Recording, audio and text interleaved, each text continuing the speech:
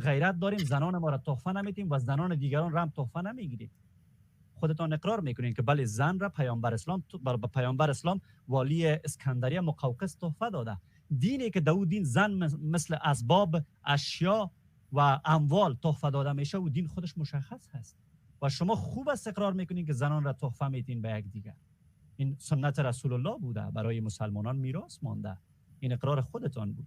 و مسئله آخر که میخوایم صحبت کنم، تمام رفرنس های ما قرآنی بودن. ایشان گفتن که طلاق گرفتن زن در قرآن آمده، نیامده که زن اجازه طلاق گرفتن داره. یک تا آیه ما نداریم. ما هم میتونم بگیم در اسلام آمده که دایناسورا وجود دارن، یا آیت بیار در کجا اسلام آمده که دایناسورا وجود دارن، وجود داشتن. با معصوم آمده بیا ثابت کن. ما وقتی میگیم اسلام کدام بشقابی نیست که ما اونجا دست ببریم چیزی را پیدا کنیم. ما آیت میتیم از منبع اسلام، منابع اسلام آیت دارن، ما سنت داریم. ایشان گفتن حدیث و سنت. ما چیزی حدیث از قالب سنت جدا نداریم.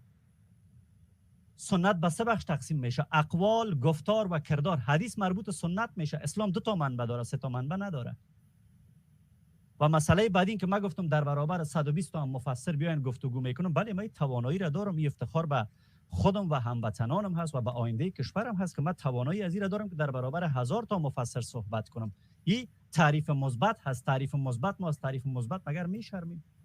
وقتی شما تعریف میکنین که افراد به پیامبرتان زن تحفه میداد، آیا من نمیتونم تعریف کنم که من میتونم در برابر 10 تا اسلامگرا صحبت کنم؟ اجازهش را دارم. و تشکری میکنم در نهایت، هرچند من از تقسیم وقت راضی نیستم، اینجا میخوایم جلو همگی بگویم احترامی که به شما دارم، آقای تیمورشاه نازنین از ایجاد این برنامه و اسپانسرای عزیز که اسپانسر کردن، از اونا سپاسگزاری ویژه میکنم. و همچنان ما میخوایم میره بگویم که من از تقسیم وقت راضی نیستم و راضی نبودم، چون ایشون 14 دقیقه صحبت کردن.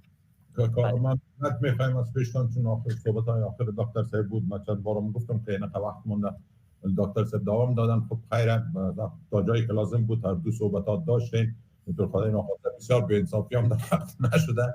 و مسئله آخر تیمورشاه عزیز که برنامه ختم میشه، چون شما میرین برای ایجاد یک مناظره با رفرنس، من نیاز به اسلامگرایان دارم که رفرنس بدن. مسائل شخصی خانوادگی رفرنس نیست در گفتگوی اسلامی. برادر من دکتر هست، پس اسلام دین خوب هست، این شد رفرنس. تشکر عزیز، تشکر. سپاس، ممنون. مهر از حضور تمام شما نازنینان، از مسلمانان عزیز معذرت خواهی میکنم اگر اهانتی شده باشه. سپاس و مهر. بدرود، در پناه خرد باشید.